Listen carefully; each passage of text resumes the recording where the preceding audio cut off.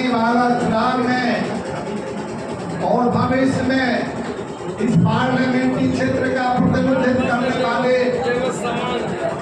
हम लोगों के प्रत्याशी संजय कुमार जी और इस मंच पर उपस्थित हैं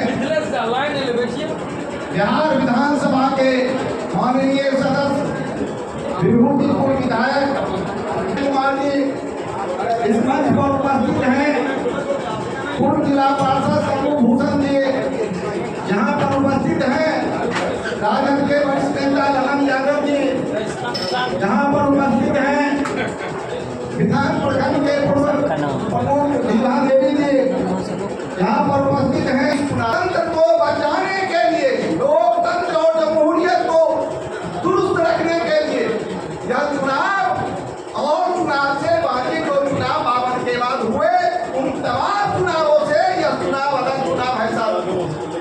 जमहूरियत खत्म होने वाला है, लोकतंत्र खत्म होने वाला है, संविधान मिट जाने वाला है। इसलिए यह चुनाव केवल महंगाई का चुनाव नहीं है, यह चुनाव केवल बेरोजगारी का चुनाव नहीं है, बल्कि इस देश को फिर से गुलामी की ओर धकेलने जो जा रहा है। साथियों, एक ईस्ट इंडिया कंपनी आई थी और आर्थिक गुलामी पहने लिया, उसके बाद देश गुलाम हो गया।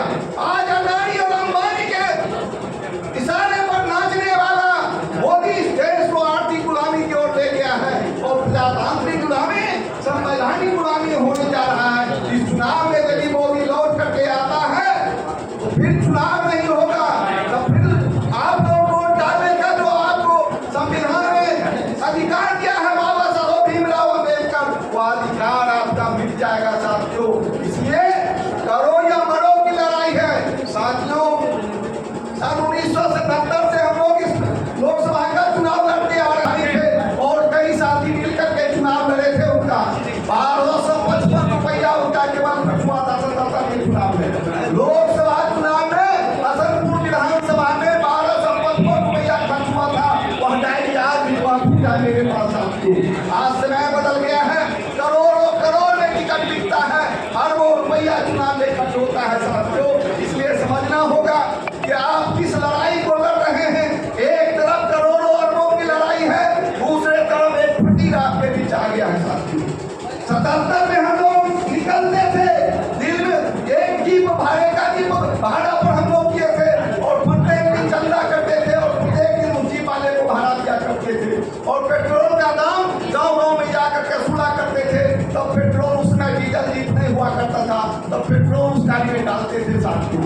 आज हमारा उम्मीदवार जो है अजय जी, संजय जी, निश्चित रूप से ये सब हरा के नेता है। हमारे साथियों ने बताया बहुत दिन के बाद हम लोगों को एक कार्यकर्ता साथी मिला है जिसे सदन में पहुंचाना है।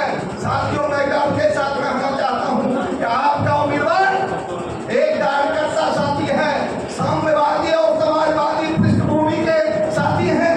इनके पास कभी भी वो धर्म कभी भी नहीं टिक सकता है, कभी इनका बदलाव नहीं हो सकता है। जो कार्यकर्ता से नेता बनता है, जो कार्यकर्ता से सदन में बता दीजिए जो है ना कहाँ कौन चौक पे कौन गांव में आए हुए हैं।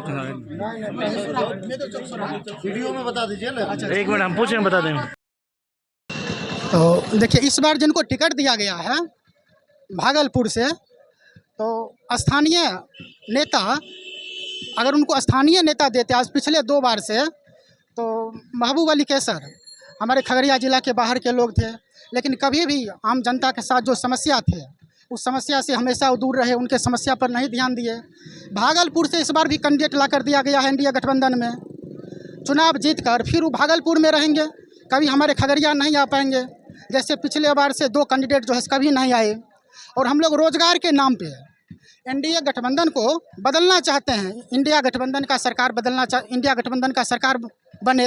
एनडीए गठबंधन पिछले 2 साल से 2 पंचवर्षीय से 10 साल में मोदी जी ने रोजगार के नाम पर पूरे जो वादा किए थे 2 करोड़ रोजगार का वादा किए थे, 1 साल में 2 करोड़ रोजगार, 10 साल में 20 करोड़ रोजगार होता है।